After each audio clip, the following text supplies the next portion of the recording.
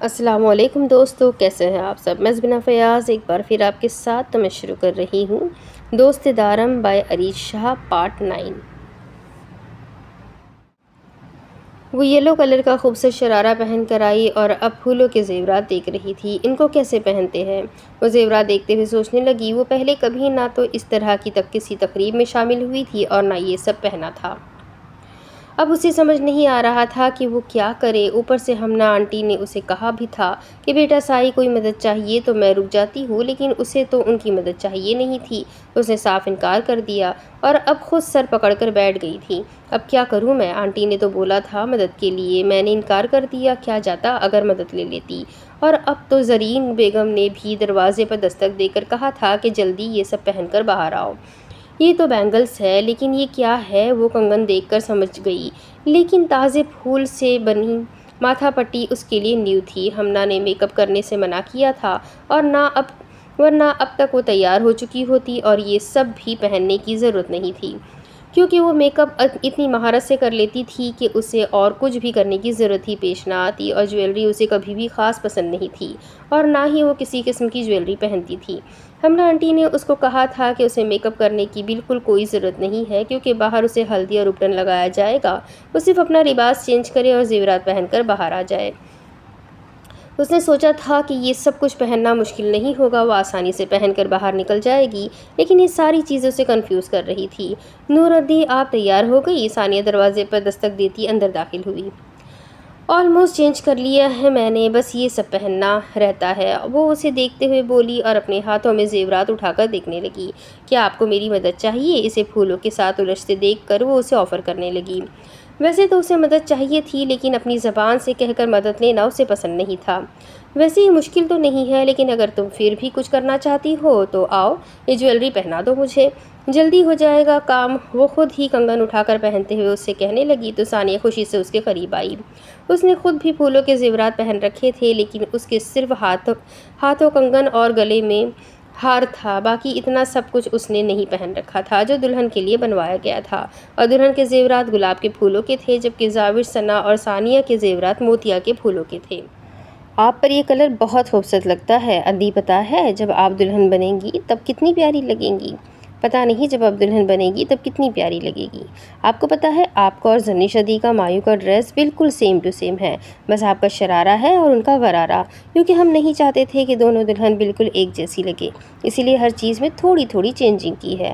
آپ کو پتہ ہے ہم نے یہ سب کچھ بہت ارجنٹ تیار کروایا ہے، ہمیں تو کسی نے شاپنگ پر بھی نہیں جانے دیا، کیونکہ پہلے نکاح اتوار والے دن تھا، پھر جمعہ کو کر دیا گیا، اسی لیے سب کچھ آرڈر پر تیار کروایا گیا ہے، کچھ بھی ہم نہیں خرید کر لائے، ورنہ میں نے تو سوچا تھا کہ آپ کی ساری شاپنگ میں اپنی مرضی سے کروں گی۔ اسے پیروں میں پھولوں کی پازیب پہناتے ہوئے وہ اپنی دھن میں بولے جا رہی تھی، جبکہ نور اس کے نقوش دیکھ رہی تھی۔ اس کی آنکھیں اور ہونٹ بالکل اسی کے جیسے تھے، جبکہ ناک ہمنا پر تھی، یہاں تک کہ اس کی آواز بھی اس سے بہت ملتی تھی۔ سب کی زبانی اس نے یہی سنا تھا کہ ثانیہ ایک بہت ہی لائق اسٹوڈنٹ ہے، ان کے پورے خاندان میں اس سے زیادہ ہوشیار بچی نہیں تھی، اور گھر کے بڑوں نے مل کر فیصلہ کیا تھا کہ وہ اسے بہت پڑھائیں گے، یقیناً یہ اپنی ذہانت سے ان کے خاندان کا نام روشن کرے گی۔ وہ اسے جویلری پہنا کر اب ایک آخری نظر اسے دیکھ رہی تھی کہ کوئی کمی تو نہیں رہ گئی۔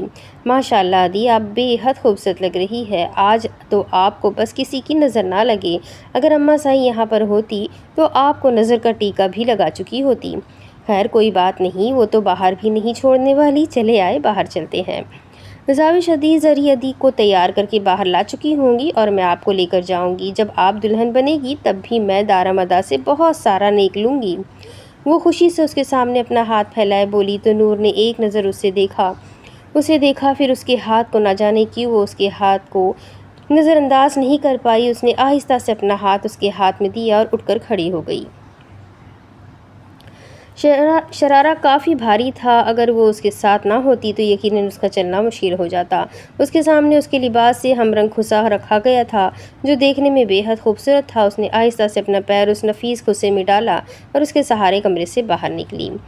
باہر بہت سارے مہمان جمع ہو چکے تھے، ارجنٹ رسم کروانے کی وجہ سے اسے لگا تھا کہ شاید کم ہی لوگ ہوں گے، اور شام میں جب لوگوں نے آنا شروع کیا تھا تب بھی کم ہی لگ رہے تھے، لیکن آہستہ آہستہ جیسے پورا گاؤں ہی یہاں باہر جمع ہو چکا تھا۔ اتنی ساری عورتیں؟ اس نے ثانیہ کو دیکھتے ہوئے کہا۔ ہاں دی، یہ عورتوں کی رسم ہے نا، سب باری باری آپ کو ہلدی اور اپٹن لگائیں گے۔ اس نے مسکراتے ہوئے بتایا۔ اچھا، تو کیا مرد حضرات یہاں نہیں ہوں گے؟ وہ اس کے ساتھ چلتے ہوئے پوچھنے لگی تو ثانیہ نے فوراً نہ میں سر ہلایا۔ اس کے نہ کرنے کی دیر تھی کہ اس نے ایک پرسکون سانس لی۔ شکر ہے دارم سائی یہاں نہیں تھا، کیونکہ اس وقت وہ واحد شخص تھا جس کا سامنا وہ نہیں کرنا چاہتی تھی۔ یقیناً دارم سائی کو پتہ چل چکا ہوگا کہ اس نے اپنے باپ کی دولت کے لیے اس سے شادی سے ہاں کی ہے۔ وہ نہیں جانتی تھی کہ گھر میں یہ بات کتنے لوگ جانتے ہیں، لیکن یقیناً یہ سب گھر کی لڑکیوں سے چھپایا گیا تھا، کیونکہ اگر ان سب کو پتہ ہوتا تو یہ سب اس سے یوں پیار نہ جتاتی۔ زری ادی کو ابھی نہیں لایا گیا؟ کوئی بات نہیں، میں دیکھ کر آتی ہوں، آپ تب تک یہاں بیٹھے۔ وہ زمین پر بنی ایک خوبصورت جگہ جس کے آگے پیچھے تکیے لگا کر 2 لوگوں کی آرام دہ جگہ بنائی گئی تھی، وہاں بٹھا کر خود اندر چلی گئی۔ اسے یہاں پر اکیلے بیٹھنا بے حد عجیب لگ رہا تھا، کیونکہ وہ سب عورتیں اسے دیکھ رہی تھی۔ اس کا دل چاہ رہا تھا کہ وہ اٹھ کر یہاں سے کہیں چلی جائے۔ ثانیہ اسے اکیلے چھوڑ کر چلی گئی تھی اور وہ خاموشی سے نظریں جھکا کر بیٹھ گئی، کیونکہ اسے ایسا محسوس ہو رہا تھا کہ جیسے سب کی نظریں اس کے چہرے سے چپک گئی ہیں۔ بیٹا تم بالکل ریلیکس ہو جاؤ، تمہیں گھبرانے کی بالکل ضرورت نہیں ہے۔ یہ سب گاؤں کی عورتیں ہیں، یہ سب باری باری تمہارے ساتھ رسم کریں گی، تمہارے ہاتھوں پر چہرے پر ہلدی اپٹن لگائیں گی تاکہ جب تم دلہن بنو تب خوب روپ آئے۔ ویسے تو اس بات میں کوئی شک نہیں کہ تمہیں کسی اپٹن ہلدی کی ضرورت نہیں ہے، تم ماشاءاللہ سے اتنی حسین ہو کہ یہ سب کچھ کرنا بالکل بھی ضروری نہیں ہے، لیکن گھر کی بچیاں ہیں، ان کی ضد پر یہ رسم ہو رہی ہے، ان کی کچھ خواہشیں ہیں، اور پھر ہمارے گھر کی پہلی شادی ہے، ہم چاہتے ہیں کہ ساری رسمیں ادا ہوں۔ ہمنا اسے نظر کا ٹیکا لگاتے ہوئے اس کے پاس ہی آ بیٹھی تھی۔ اپنی ماں کی جگہ اس عورت کو دیکھ کر اسے بالکل خوشی نہیں ہوتی تھی، لیکن پھر بھی اسے اس عورت میں کسی قسم کا کوئی دکھاوا یا مطلب نظر نہیں آتا تھا۔ اس نے بہت کوشش کی تھی اس عورت کے اس چہرے کے پیچھے کے چہرے کو دیکھنے کی، لیکن ہر بار نظروں میں محبت لیے وہ اسے اپنے بارے میں سوچنے پر مجبور کر دیتی۔ انہیں کیسے پتہ چل گیا تھا کہ وہ یہاں بیٹھی نروس ہو رہی تھی؟ وہ خود سے سوال کرتی آگے پیچھے دیکھنے لگی۔ جب ثانیہ اور زاوش زرنش کو تھام کر باہر آئی، جس کا غرارہ اس کے پیروں میں اٹک کر بار بار اسے گرا رہا تھا۔ ارے کیا کر رہی ہو لڑکیوں، بچی گر جائے گی۔ ہمنا نے تیزی سے آگے آتے ہوئے زرنش کو تھاما۔ چاچی سائی، میں اس ڈریس میں بہت انکمفرٹیبل ہوں، میں دوسرا پیلا جوڑا پہن لیتی ہوں، وہ نور کے ساتھ بیٹھتے ہوئے التجا کر رہی تھی۔ نہیں، بالکل بھی نہیں، یہ ڈریس میں نے بہت دل سے منگوایا ہے، خبردار جو آپ نے اس کو چینج کرنے کی بات کی، آج کی رسم میں آپ اسے ہی پہنیں گی، اور اب کون سا آپ نے یہاں سے اٹھنا ہے جو آپ گر جائیں گی؟ بیٹھے یہاں آرام سے، زاوش اسے گھورتے ہوئے بولی اور تھوڑے فاصلے پر ڈھول کی سنبھال کر بیٹھ گئی، جس پر ثانیہ بھی اس کا خوب ساتھ دینے لگی۔ ثنا کدھر ہے لڑکیوں؟ وہیں پر آ کر بیٹھتی بڑی بی بی ان سے سوال کرنے لگی۔ ثنا ادی کو بہت تیز بخار ہے، وہ اب صرف رسم کرنے کے لیے آئیں گی، زاوش بتا کر پھر سے اپنی مستی میں لگ گئی، جبکہ نور پریشانی سے ثنا کو سوچنے لگی۔ وہ جانتی تھی کہ اس وقت وہ بہت تکلیف سے گزر رہی تھی، اور اسے افسوس تھا کہ اس کی تکلیف کی وجہ وہ تھی۔ اس وقت اس کا کسی بھی رسم میں شامل ہونے کا کوئی ارادہ نہیں تھا۔ کل رات سے اسے سخت بخار تھا، لیکن پھر بھی وہ ان رسموں کو نظر انداز نہیں کر سکتی تھی، کیونکہ یہ اس کے بھائی کی خوشیوں کا سوال تھا۔ وہ اپنے بھائی سے بے حد محبت کرتی تھی، صرف یہی وجہ تھی کہ وہ اس وقت اٹھ کر تیار ہو رہی تھی۔ دارم شاہ کا ملنا نہ صحیح، لیکن کبھی نہ کبھی تو اس کا ہونا ہی تھا، کیونکہ وہ جانتی تھی کہ دارم شاہ جیسے شخص کا نور جیسی لڑکی سے رشتہ نبھانا ناممکن ہے۔ آج نہیں تو کل دارم شاہ اس کا ہو جائے گا، یہ اس کا یقین تھا، اور نور کے لیے وہ کبھی بھی اپنے بھائی کی خوشیوں کو نظر انداز نہیں کر سکتی تھی۔ ابھی وہ تیار ہو ہی رہی تھی کہ اس کا فون بجنے لگا۔ بہت عرصے کے بعد اپنے فون پر عارش کا نام جگمگاتے دیکھ کر اس کے چہرے پر مسکراہٹ بکھر گئی تھی۔ السلام علیکم کزن سائی، کیسی ہو؟ وہ کیا ہے نا، ایک خبر میرے کانوں میں اڑتی اڑتی پہنچی ہے، پلیز اس پر ہاں یا نا کی مہر لگا دو کہ مجھے سکون مل جائے۔ اس کا ہمیشہ کی طرح شرارت چھلکتا لہجہ اس کی سماعتوں سے ٹکرایا۔ بتاؤ اب کیا سن لیا ہے تم نے؟ وہ کانوں میں موتی کے خوبصورت پھول کا جھمکا پہنتے ہوئے موبائل فون کو اسپیکر پر لگا چکی تھی۔ میں نے سنا ہے کہ میری دعائیں قبول ہو رہی ہے، آخر اللہ کو رحم آ ہی گیا مجھ پر۔ کیا کہتی ہو؟ پرخوش ہو کر بولا تو ثنا نے غصے سے فون کو گھورا۔ یہ بکواس کرنے کے لیے فون کیا ہے تم نے؟ وہ بے حد غصے سے بولی۔ ہاں نا، میں نے تو یہی بکواس کرنے کے لیے فون کیا ہے کہ اللہ تعالیٰ نے میری دعا قبول کر لی ہے، اور سنا ہے کہ دارا مدا کی بیوی ان کے پاس آ گئی ہے۔ ہمیشہ ہمیشہ کے لیے، اور ان کی شادی ہونے جا رہی ہے۔ پلیز بتاؤ نا، کیا یہ سچ ہے؟ اگر یہ سچ ہے تو مجھے شکرانے کے نوافل بھی ادا کرنے ہوں گے۔ آخر میرے مولا نے میری سنی ہے۔ بے شک وہ دل سے مانگی ہوئی دعاؤں کو رد نہیں کرتا۔ اس کا انداز شرارت سے بھرپور تھا، وہ جان بوجھ کر اس کا دل جلا رہا تھا۔ اگر میری شادی دارمسائی سے نہیں ہوئی نا آرش، تو بھی تم سے کبھی بھی نہیں ہوگی، یہ بات یاد رکھنا۔ وہ غصے سے کہتی فون بند کر چکی تھی، جبکہ اس کی بات سننے کے بعد وہ دوسری طرف سے لگنے والا کہکہا فون بند ہونے سے پہلے اس کی سماعتوں سے ٹکرایا تھا، جو اسے مزید آگ لگا گیا تھا۔ اسے یقین تھا کہ اب عارف پھپھوسائی تک دل کی بات پہنچانے میں بالکل دیر نہیں کرے گا، اور ثنا ایسا ہرگز نہیں چاہتی تھی۔ ادھی آرام سے بیٹھی رہو نا، تھوڑی دیر کنٹرول کرو، کچھ نہیں ہوتا۔ زرنش نے زاوش کے کان میں کچھ کہا تو وہ اسے گھورتے ہوئے سمجھانے لگی۔ دماغ خراب ہے کیا تمہارا؟ ایسی چیزوں پر کنٹرول ہوتا ہے کیا؟ 2 گھنٹے سے یہاں بیٹھی ہوں، زاوی نہیں ہو رہا کنٹرول، پلیز مجھے لے چل اپنے ساتھ۔ اس کے چہرے، ہاتھوں پاؤں پر ہر جگہ پر ہلدی اپٹن لگا ہوا تھا، جبکہ ساتھ بیٹھی نور بھی کافی اکتائی ہوئی تھی۔ سب لوگ باری باری اسے ہلدی مہندی لگا رہے تھے، جبکہ ثنا نے صرف زرنش کے ساتھ رسم کی اور وہاں سے اٹھ کر اپنی ماں کے ساتھ بیٹھ گئی۔ اسے نور سے تو جیسے کوئی مطلب ہی نہ تھا، لیکن کب سے نور کو گھورے جا رہی تھی، اور اس کی آنکھوں سے چھلکتی نفرت نور کو گنہگار کر رہی تھی اپنی ہی نظروں میں۔ یار کیا ادھی، آپ بھی نا، اچھا چلے لے چلتی ہوں آپ کو، وہ احسان کرتے ہوئے اٹھ کر اسے اٹھانے لگی۔ ادھی خدا کا واسطہ ہے، کل مہندی کی رسم سے پہلے اپنے یہ سارے ضروری کام نپٹا کر بیٹھیے گا، ورنہ پھر کنٹرول کیجیے۔ کہ پوری رسم کے دوران وہ اس کا غرارہ سنبھالتے اسے واش روم میں لے کر جانے لگی۔ تمہاری بھی باری آئے گی زاوی، اور پھر دیکھنا میں تمہارا کیا حال کرتی ہوں، مجبور سے اس کے ساتھ چلتے ہوئے بولی۔ دوسری طرف دلہا صاحب تو کافی اداس لگ رہے ہیں، اگر آپ چاہے تو میں آپ دونوں کی ملاقات کا انتظام کر سکتا ہوں۔ ساحر سائی رسم ہونے کی وجہ سے آج گھر پر ہی موجود تھا، سنان سے کہنے لگا۔ وہ دونوں بالکل اکیلے بیٹھے ہوئے تھے، کیونکہ آج جو رسم ہونے جا رہی تھی وہ صرف عورتوں کی تھی، اور بابا سائی اور چاچو سائی نے انہیں فضول میں گھر پر بٹھا دیا تھا، جبکہ دارم سائی تو اپنے کسی اہم کام کے لیے جا چکے تھے۔ وہ دونوں کمرے میں بیٹھے کافی بیزار لگ رہے تھے۔ کیا مطلب ہے ملاقات؟ ہم دونوں ایک ہی گھر میں رہتے ہیں، ملاقات کی کیا ضرورت ہے؟ ویسے بھی تو کل رسم ساتھ ہی ہوگی، وہ اس سے کہہ کر اپنے موبائل میں پر مصروف ہو گیا۔ ہاں لیکن شادی سے پہلے ایک عدد ملاقات ہو جائے تو اس میں کوئی برائی بھی نہیں ہے، اور مجھے لگتا ہے ایسا ہونا چاہیے۔ ساحر سائی اٹھ کر کھڑا ہوتا کمرے سے باہر نکل گیا، جبکہ سنان بنا کچھ سمجھے دوبارہ اپنے موبائل پر مصروف ہو گیا۔ نہ جانے کیوں اسے لگ رہا تھا کہ کچھ گڑبڑ ہے۔ سنان اپنی شادی میں ذرا سا بھی دلچسپی نہیں لے رہا تھا، اور یہ بات اسے پریشان کر رہی تھی۔ کچھ تو تھا جو وہ چھپا رہا تھا، لیکن کیا یہ سمجھنا مشکل تھا؟ سنان کافی ہسمکھ اور شرارتی طبیعت کا مالک تھا، وہ چپ چاپ یوں بیٹھ جائے یہ تو ممکن ہی نہیں تھا۔ اپنی شادی کو لے کر وہ ذرا بھی خوش نظر نہیں آ رہا تھا، اور یہ چیز اسے کنفیوز کر رہی تھی۔ کیا وہ اس شادی پر اپنی مرضی سے تیار ہوا تھا؟ کیا یہ صرف بڑوں کا فیصلہ تھا؟ جو بھی تھا، شادی تو ہو رہی تھی، پرسوں نکاح تھا، اور ساحر یہی چاہتا تھا کہ سنان یہ شادی پوری رضامندی اور دلی خوشی سے کرے۔ وہ اپنی ہی سوچ میں چلتے ہوئے باہر کی جانب آیا تو زاوش اسے واش روم کے باہر کھڑی نظر آئی، یلو کلر کے خوبصورت سوٹ میں موتیے کے زیورات میں وہ بہت پیاری لگ رہی تھی، لیکن ساحر سائی کو وہ کبھی پیاری نہیں لگ سکتی تھی۔ تم یہاں پر ہو بیوقوف لڑکی، اور وہاں پر مہمان کب سے چائے کا انتظار کر رہے ہیں، جلدی سے ملازمہ کو کہو کہ چائے لے کر آئے۔ ساحر اچانک اس کے سر پر سوار ہوتے ہوئے بولا تو وہ دل پر ہاتھ رکھ کے اچھل گئی۔ ساحر ادا، آپ نے ڈرا دیا مجھے۔ وہ زرنش ادھی اندر ہے، ان کے باہر آنے دے، پھر میں وہ بچی نہیں ہے، خود نکل آئے گی، تم جاؤ مہمانوں کو دیکھو، غرضدار آواز میں بولا تو زاوش بوتل کے جن کی طرح وہاں سے غائب ہوئی تھی۔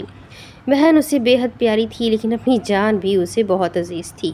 سنان سائی باہر جاؤ، کسی کو تمہاری مدد کی بے حد ضرورت ہے۔ وہ اس کا ہاتھ تھامتے اسے گھسیٹتے ہوئے کمرے سے باہر نکلنے لگا، اور خود دروازے پر ہی روک لیا۔ یہ کون سا طریقہ ہے مدد کا؟ اور تم بھی تو مدد کر سکتے ہو یار، مجھے کیوں بیچ میں گھسیٹ رہے ہو؟ تم جانتے ہو نا وہ نیچے لڑکے عجیب قسم کی بکواس کر رہے ہیں، اتنی مشکل سے وہاں سے جان چھڑا کر آیا ہوں، وہ پھر سے بٹھا لیں گے مجھے نہیں بیٹھنا ان کے ساتھ، وہ سمجھاتے ہوئے بولا۔ میں اس کی مدد نہیں کر سکتا، کیونکہ اس کے ہونے والے شوہر تم ہو، وہ اسے آگے کی جانب دھکا دیتے ہوئے سمجھانے لگا، جبکہ سامنے سے آتی زرنش اپنے غرارے کو مشکل سے سنبھالتی چلنے کی ناکام کوشش کر رہی تھی۔ وہ زرنش کو دیکھنے میں مصروف تھا جب اس کے کمرے کا دروازہ اسی کے منہ پر ٹھا کر کے بند کر دیا گیا۔ ساحر سائی کو نظر انداز کرتے ہوئے اس نے آہستہ سے زرنش کی جانب قدم بڑھائے تھے، وہ اپنے ہی غرارے میں الجھتے گرنے ہی والی تھی کہ اس نے تیزی سے آگے بڑھتے ہوئے اسے تھام لیا۔ اپنے سامنے اچانک سنان کو دیکھ کر اس کے دل کی دھڑکنیں بے ترتیب ہو رہی تھی، جبکہ وہ اس کا ہاتھ تھامتا اسے کندھے سے پکڑ کر سہارا دینے لگا۔ اگر نہیں چلا جا رہا تو یہ ڈریس پہننے کی ضرورت ہی کیا تھی؟ کوئی سمپل سا ڈریس پہن لیتی۔ وہ اس کے ساتھ ساتھ چلتا بے حد نرمی سے بولا تھا۔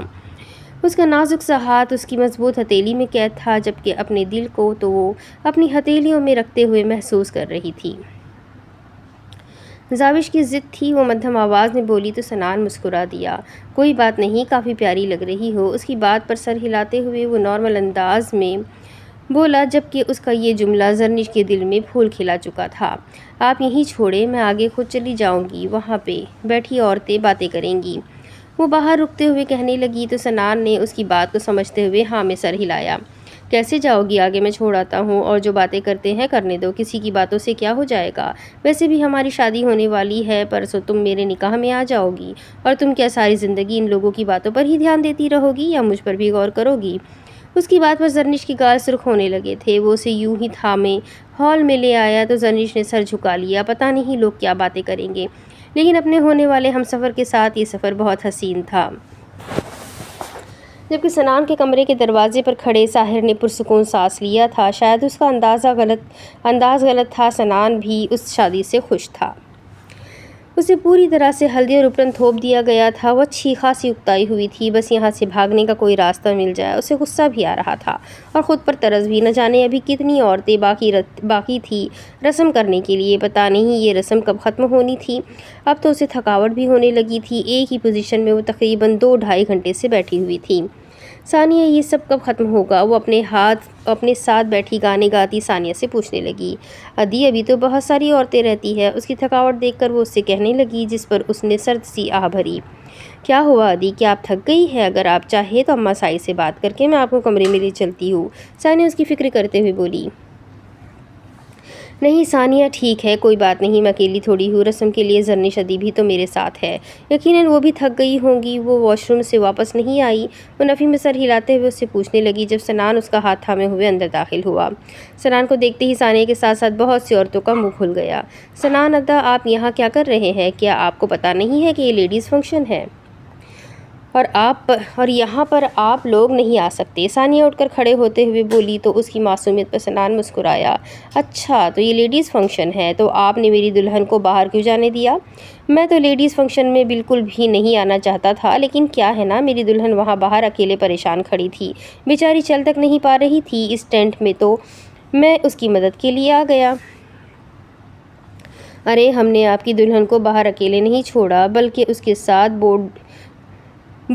باڈی گارڈ بھیجا تھا۔ کہاں گئی زاوش ثنا، جو کب سے خاموش بیٹھی تھی؟ سنان کو زری کے ساتھ اس طرح سے ہاتھ میں ہاتھ لیے دیکھ کر خوشی سے چہکتے ہوئے بولی۔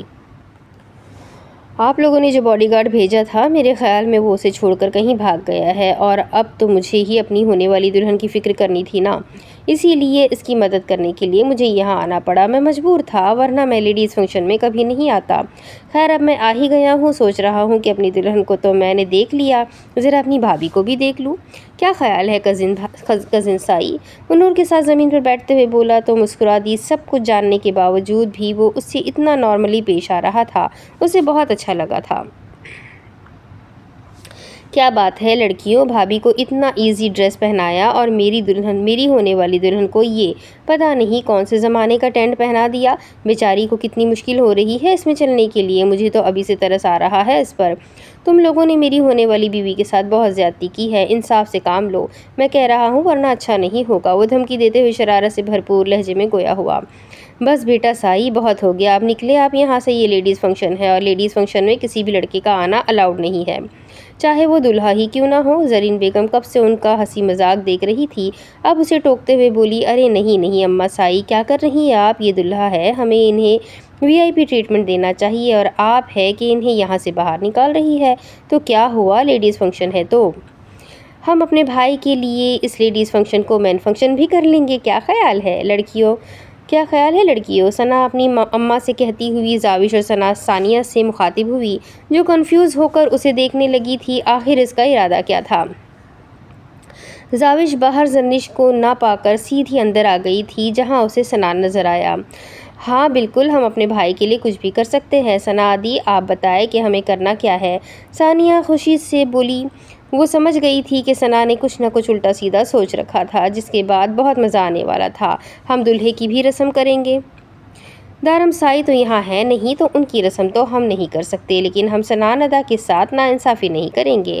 ہم انہیں بھی ہلدی اپرن لگائیں گے، ثنا نے چہکتے ہوئے کہا تو سب عورتوں اور لڑکیوں کے کہے بلند ہوئے۔ ارے دماغ خراب ہو گیا ہے کہ تم لڑکیوں کا تم لڑکیوں کا یہ سب کچھ صرف لڑکیاں کرتی ہے، ہم لڑکے نہیں۔ میں تو یہاں سے جا رہا ہوں۔ توبہ، تم لوگ تو مجھے پتہ نہیں کیا کر دو گی۔ ایک منٹ، آپ اب کہیں نہیں جا سکتے یہاں سے۔ اب آ گئے ہیں تو لیڈیز فنکشن میں آنے کی سزا تو آپ کو ضرور ملے گی۔ Attack girls! ثنا اسے روکتے ہوئے اس کا ہاتھ تھام چکی تھی، جبکہ اس کے اٹیک کہنے کی دیر تھی کہ ثانیہ اور زاوش نے اس کے منہ پر ہلدی لگانا شروع کر دی۔ سب عورتیں کھلکھلاتے ہنستی مسکراتی اسے ہلدی لگانے لگی، جبکہ کچھ دیر مزاحمت کرنے کے بعد وہ بیٹھ گیا۔ یہاں سے بچ کر نکلنا بے حد مشکل تھا، یہ وہ سمجھ گیا تھا۔ ساحر سائی کب سے اس کی واپسی کا انتظار کر رہا تھا۔ اس کے واپس نہ آنے پر وہ خود ہی ہال کی جانب آیا اور اسے بے حال دیکھ کر وہیں سے پلٹ گیا۔ اسے یقین تھا اس وقت وہ اسے ہی کوس رہا ہوگا کہ آخر اس نے اسے زرنش کی مدد کے لیے بھیجا ہی کیوں۔ اگر وہ زرنش کی مدد کے لیے باہر نہ آتا تو اسے یہاں پر بھی نہ آنا پڑتا، اور یقیناً یہاں بیٹھ کر اپنے منہ پر یہ سب کچھ لگوانا بھی نہیں پڑتا۔ کاش میں بھی دارم سائی کے ساتھ کہیں چلا جاتا، اس نے بڑبڑاتے ہوئے کہا تو ایک بار پھر سے سب لڑکیوں نے کہا لگایا۔ نور جہاں کب سے ان سب چیزوں میں بور ہو رہی تھی۔ سنان کے آتے ہی اس کے چہرے پر بھی ایک مسکراہٹ رک سی گئی تھی۔ ہدی، اب آپ فریش ہو کر ڈریس چینج کر کے آرام کریں، آج بہت دیر ہو گئی، 2 بجنے والے ہیں، کل مہندی کی رسم ادا کی جائے گی، پھر آپ کو صبح اٹھانا ہے، بیوٹیشین آئے گی آپ کو مہندی لگانے کے لیے۔ ثانیہ اس کا شرارہ سنبھالتی اسے اندر روم میں لے آئی تھی۔ اس وقت رات کے 2 بج رہے تھے۔ سنان کے ساتھ شرارتوں میں لگے رہنے کی وجہ سے رسم کرتے اتنا ٹائم لگ گیا، کسی نے محسوس بھی نہ کیا تھا۔ پھر آخر زرین بیگم کو اپنے بیٹے پر تھوڑا رحم آیا تو انہوں نے انہیں رسم ختم کرنے کا اشارہ دیا۔ تھینک یو ثانیہ، اب تم بھی جا کر آرام کرو، تم بھی کافی تھک گئی ہو، کافی کام کیا ہے تم نے بھی۔ اس کی نیند سے بھری آنکھیں دیکھ کر وہ ثانیہ سے بولی۔ ارے نہیں ادی، میں آپ کی ہیلپ کرتی ہوں یہ سب کچھ اتارنے میں، وہ نفی میں سر ہلاتے اس سے کہنے لگی تو نور مسکرا دی۔ نہیں، اس کی ضرورت نہیں ہے ثانیہ، تم کافی تھک گئی ہو، اور دیکھو نیند سے تمہاری آنکھیں بھی بند ہو رہی ہے۔ یہ پہننا میرے لیے ذرا مشکل تھا، اتار تو میں ایزیلی لوں گی، اب تم جاؤ آرام کرو، اس نے مسکرا کر اس کے گال کو چھوتے ہوئے کہا۔ ثانیہ ہاں میں سر ہلاتی کمرے سے باہر نکل گئی۔ اسے سچ میں بہت نیند آ رہی تھی، وہ تو صرف اس کی مدد کے لیے اس کے کمرے میں رکی ہوئی تھی۔ وہ اپنا چہرہ دھو کر باہر آئی تو اپنا نائٹ ڈریس ڈھونڈنے لگی۔ ہلدی کو چہرے اور ہاتھ پیر سے صاف کر کے وہ کافی پرسکون تھی، لیکن پھر بھی وہ نہا لینا چاہتی تھی۔ اپنا ڈریس نکال کر اس نے بیڈ پر رکھا اور دوپٹہ اتار کر بات لینے جانے ہی لگی تھی کہ اچانک کسی نے اس کا ہاتھ تھام کر اسے اپنی جانب کھینچا۔ اچانک ہاتھ کھینچے جانے پر وہ اچانک اس کے چٹان نما وجود سے جا ٹکرائی۔ اس سے پہلے کہ وہ چیختی، اس نے اس کے منہ پر اپنا مضبوط ہاتھ رکھ دیا۔ اپنے منہ پر اس کا فولادی مضبوط ہاتھ محسوس کر کے اسے اپنی سانسیں تیز ہوتی محسوس ہوئی۔ وہ اس پرفیوم کی خوشبو کو یہاں آنے کے پہلے دن سے ہی بہت قریب سے محسوس کر چکی تھی۔ وہ کیوں آیا تھا یہاں؟ کیا وہ کوئی حساب کتاب کرنے آیا تھا؟ اس کی نازک کمر اس کے ہاتھ کی مضبوط گرفت میں قید تھی، جبکہ وہ اس کے اس وقت اتنا قریب تھا کہ اسے اپنا دل بے ترتیب ہوتا محسوس ہوا۔ بہت تعریف سنی ہے آج تمہاری جانم سائی، تو پھر میں کیوں نہ تمہیں دیکھنے کے لیے آؤں؟ آخر یہ میرا حق ہے تمہیں سر سے پیر تک دیکھنے کا اور تمہاری تعریف میں زمین آسمان ایک کرنے کا۔ اصل حق تو میں ہی رکھتا ہوں نا، تو میرا یہاں آنا تو بنتا ہے۔ سب نے تمہیں ہلدی لگائی تو میں پیچھے کیوں رہوں؟ مجھے تو سب سے پہلے رسم ادا کرنی چاہیے تھی، لیکن دیکھو نا میری مجبوریاں، ایک بے حد اہم کام نکل آیا، ورنہ اپنا حق ادا کر کے جاتا۔ وہ اپنا چہرہ اس کے چہرے کے بے حد قریب کیے آہستہ آہستہ بول رہا تھا، جبکہ اس کی گرم سلگتی سانسیں نور کے چہرے کو جلا رہی تھیں۔ اس نے چہرہ پھیرنے کی کوشش کی تو اچانک دارم سائی نے اس کا چہرہ اپنے ہاتھ کی گرفت میں قید کر کے اپنی جانب موڑ لیا۔ یہ تو ظلم ہے جانم سائی، ایک تو اپنے حسن سے اتنا قہر برپا کر رکھا ہے اور پھر دیدار بھی کرنے نہیں دے رہی۔ تم بہکا رہی ہو مجھے، اور اگر میں بہک گیا نا تو نقصان تمہارا ہوگا، یاد رکھنا۔ اس کے چہرے پر اپنی گرم سانسوں کا لمس چھوڑتے ہوئے دھمکا رہا تھا، یا اسے اپنے دل کی کیفیت بتا رہا تھا۔ نور سمجھنے سے قاصر تھی۔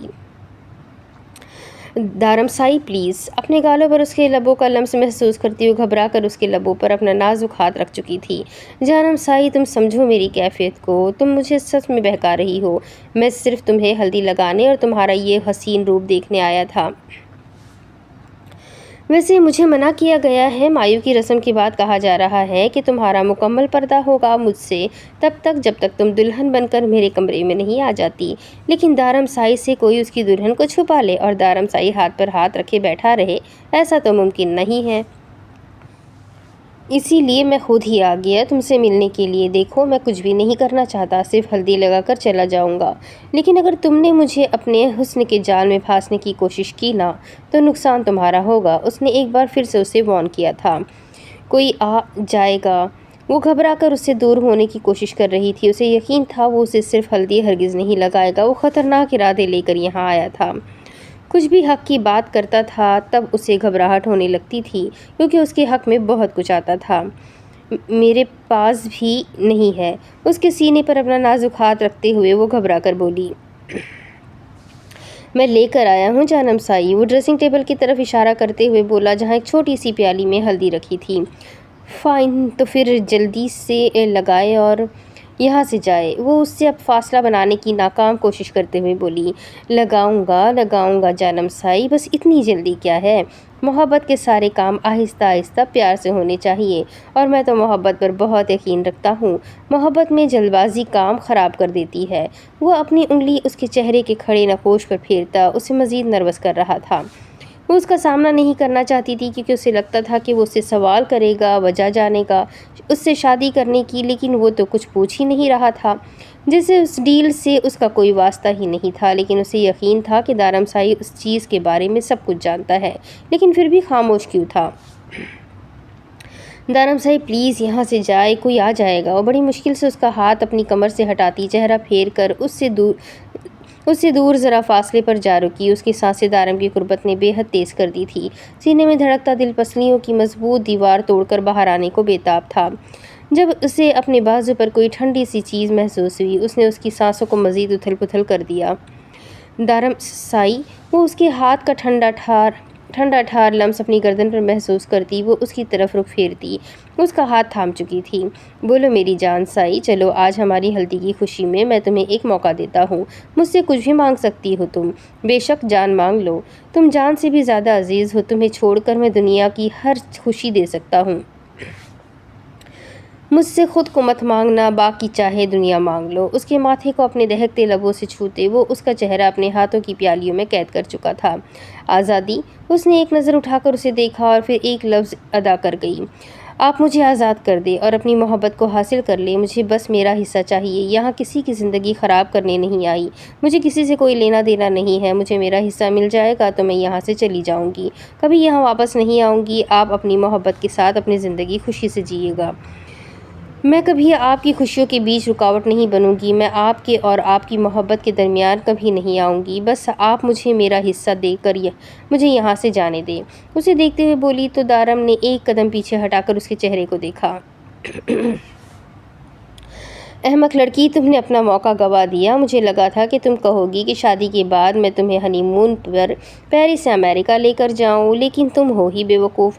جب میں تمہیں پہلے ہی کہہ چکا ہوں کہ مجھ سے خود کو مت مانگنا تو پھر کیوں بے وقوفی کر رہی ہو؟ چلو میں تمہیں ایک اور موقع دیتا ہوں۔ میں تمہیں 2 آپشنز دیتا ہوں، ان دونوں میں سے کسی ایک کو سلیکٹ کرو۔ تمہیں اپنا حصہ چاہیے یا طلاق؟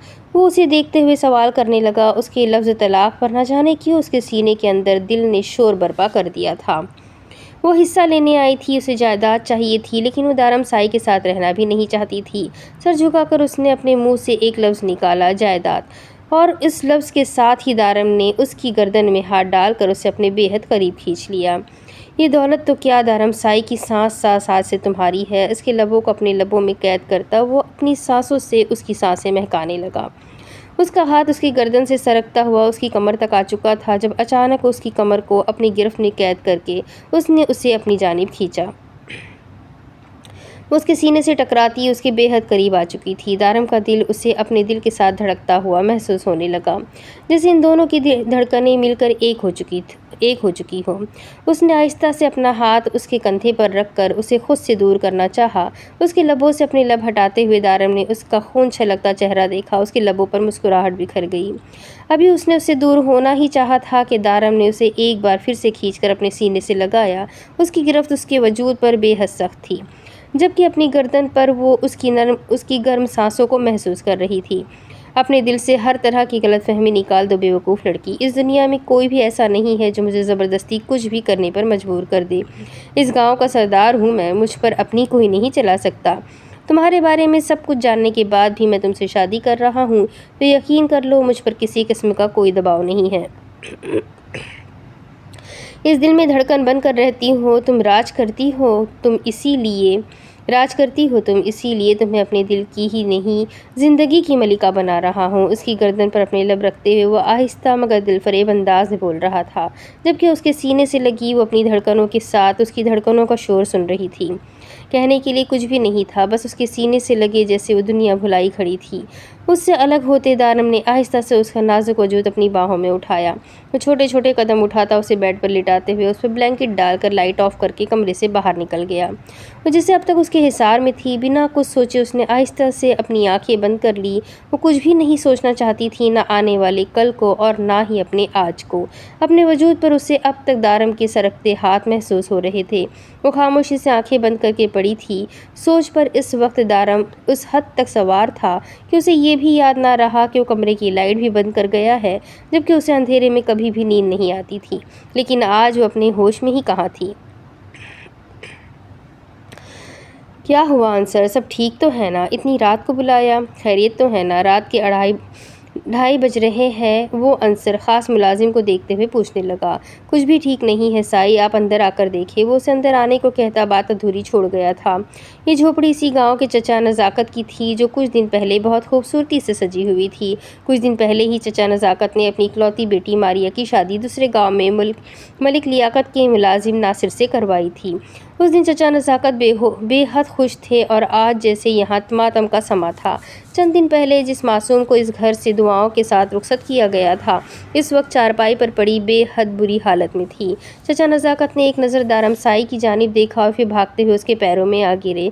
سائی، جلادوں نے میری بیٹی کو جلا دیا، اسے مارنے کی کوشش کی، بہت ظلم کیا سائی، بہت ظلم کیا۔ میری بیٹی کو انصاف دلاؤ سائی، ان ظالموں کو اس ظلم کی سزا دو۔ ناصر نے اسے طلاق دے دی اور کہا کہ وہ اس سے کوئی تعلق نہیں رکھنا چاہتا۔ سب کچھ بہت اچھا تھا ناصر تو اس پر جان چھڑکتا تھا۔ پھر پتہ نہیں ایسا کیا ہو گیا کہ ناصر نے اپنے مالک کی باتوں میں آ کر اسے جان سے مارنے کی کوشش کی۔ پتہ نہیں گاؤں والوں نے کس طرح اس کی جان بچا لی۔ اپنی بیٹی کی ادمری لاش لینے جب میں وہاں گیا تو ناصر نے میرے منہ پر اسے طلاق دے دی۔ ہمیں تو کچھ بتاتی ہی نہیں ہے سائی، میری بیٹی کی زندگی برباد ہو گئی سائی۔ میں لوگوں کو کیا بتاؤں گا کہ کیوں شادی کے 18ویں دن شوہر نے اسے اس حال میں پہنچا دیا، کیوں اسے طلاق دی۔ لوگ تو نہ جانے کیا کیا باتیں کرنے لگے ہیں سائی۔ میں کیا کروں، میں کہاں جاؤں سائی؟ میں برباد ہو گیا، میری بیٹی برباد ہو گئی۔ نزاکت چاچا، خود کو سنبھالو، تمہاری بیٹی کے ساتھ ظلم ہوا ہے، اس کی سزا ناصر کو ضرور ملے گی کیونکہ یہ میرے گاؤں کی بیٹی ہے، اور اس کے ساتھ ناصر نے یہ سب کچھ کیوں کیا یہ مجھے تمہاری بیٹی بتائے گی۔ دیکھو بہن، عورتوں کے ساتھ ظلم زمانے سے ہو رہا ہے۔ شوہر کی عزت کی خاطر خاموش رہ کر ظلم سہنے والی بیوی نہیں، پیر کی جوتی بن کر رہ جاتی ہے۔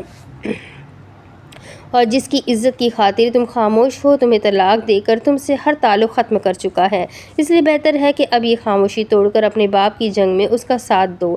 یاد رکھنا، وہ شخص یہ جنگ تمہارے لیے لڑ رہا ہے، وہ تمہیں انصاف دلانا چاہتا ہے۔ وہ آج میرے پیروں میں گرا تمہارے لیے انصاف مانگ رہا ہے، اور اگر تم ناصر کی محبت میں اسے معاف کر دو گی تو یاد رکھنا اس سے تمہارا تعلق ختم ہو چکا ہے۔ وہ شخص جو تمہیں لمحے میں چھوڑ کر اس حال تک پہنچا گیا، وہ تم سے کبھی محبت نہیں کرتا تھا، اس لیے بہتر ہے کہ اس کا پردہ نہ رکھو اور سچائی بیان کرو۔ وہ ایک نظر اسے دیکھتا بات مکمل کر کے وہاں سے باہر نکل آیا۔ انصر، وہ غصے سے دہاڑا، حکم سائی۔ جرگہ بلا اور سورج نکلنے سے پہلے ناصر اور اس کا مالک جرگے میں موجود ہونا چاہیے۔ لیکن سائی، کل تو آپ کی مہندی کی رسم ہے، ایسے میں جرگے کو بیٹھانا مناسب نہیں ہے۔ انصر نے سمجھانا چاہا، تمہیں جتنا کہا ہے اتنا کرو، مجھے مت سکھاؤ کہ کیا مناسب ہے اور کیا نہیں۔ وہ اپنی بات مکمل کرتا لمبے لمبے ڈگ بھرتا وہاں سے نکلتا چلا گیا۔ دارم سائی کہاں ہے؟ آج انہیں کہیں پر جانے سے منع کیا تھا، لیکن مجال ہے جو کسی کی بھی کوئی بھی بات سن لے۔ بڑی بی بی صبح سے دارم سائی کو ہر طرف تلاش کر رہی تھی، لیکن دارم کا صبح سے ہی کوئی اتا پتہ نہیں تھا۔ انہیں یقین تھا کہ سائی جانتا ہے کہ دارم سائی کہاں ہے، اسی لیے وہ بار بار اس کے سامنے آ کر ملازموں پر چلا رہی تھی۔ جبکہ ساحر سائی اپنے ہی کاموں میں مگن، کبھی سگریٹ سلگا لیتا تو کبھی مہندی کی تیاریوں میں لگ جاتا۔ ساحر سائی، میں آخری بار پوچھ رہی ہوں، بتا دو کہ دارم سائی کہاں ہے، ورنہ مجھ سے برا کوئی نہیں ہوگا۔ اس بار وہ براہ راست اس سے مخاطب ہوئی تو اس کی ہنسی نکل گئی۔ بڑی اماں سائی، اس سے پہلے آپ نے مجھ سے پوچھا ہی کب؟ آپ تو کبھی ملازمین سے پوچھ رہی تھی تو کبھی انہیں ڈانٹ رہی ہیں۔ جس سے سوال کریں گی جواب بھی تو وہی دے گا نا۔ آپ مجھ سے سوال کرے تو میں آپ کو بتاؤں گا نا کہ دارم سائی کدھر ہے۔ وہ مسکراتے ہوئے بولا۔ تو اب بتا دو، اب تو پوچھ رہی ہوں نا تم سے۔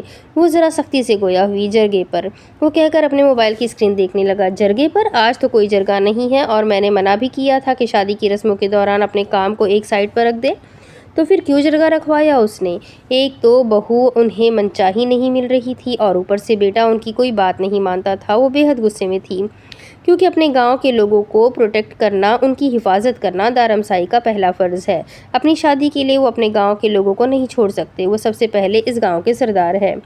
پگڑی باندھتے ہوئے انہوں نے یہ قسم اٹھائی تھی کہ گاؤں کے لوگوں سے زیادہ اہم ان کے لیے کچھ نہیں ہوگا۔ گاؤں کے لوگوں کے لیے اگر انہیں اپنی جان بھی دینی پڑی تو وہ پیچھے نہیں ہٹیں گے۔ تو اب آپ ہی بتائیں کہ اگر ان کے گاؤں کے لوگوں پر مصیبت ٹوٹی ہے تو کیا وہ اس محل میں آرام فرمائیں گے؟ نہیں نا۔ بس اسی لیے وہ اس وقت یہاں پر نہیں بلکہ گاؤں میں ہیں، جہاں کے لوگوں کو ان کی ضرورت ہم سے زیادہ ہے۔ لیکن آپ فکر نہ کریں، آپ جا کر مہندی کی تیاریاں کریں، وہ جلد ہی واپس آ جائیں گے، اس نے مسکرا کر کہا اور وہاں سے نکل گیا۔ جبکہ پیچھے کھڑی ان کی باتیں سنتی نور کو دارم سائی کے بارے میں یہ بات جان کر خوشی ہوئی تھی کہ گاؤں کے لوگ دارم سائی کے لیے اتنے اہم ہیں کہ ان کے لیے اس نے اپنی شادی کا اتنا اہم دن بھی نظر انداز کر دیا۔ اب اس کے آگے کی کہانی میں آپ کو اگلی قسم سناتی ہوں کہ آگے کیا ہوگا۔ یہ جاننے کے لیے میرے ساتھ بنے رہیں۔ ناول کافی لمبا بھی ہے اور کافی انٹرسٹنگ بھی ہے، تو انشاءاللہ مزہ آئے گا پڑھنے میں، سننے میں اور سنانے میں۔ تو ملتے ہیں اگلے ویڈیو میں، تب تک کے لیے ویڈیو کو لائک کر دیں، چینل کو سبسکرائب کر دیں، بیل آئیکن کو ضرور دبا دیں اور اپنے کمنٹس کر کے مجھے ضرور بتایا کریں کہ آپ کو ناول کیسا لگ رہا ہے۔ ملتے ہیں اگلے ویڈیو میں، تب تک کے لیے اپنا خوب سارا خیال رکھیں، مجھے بھی دعاؤں میں یاد رکھیں۔ اللہ حافظ۔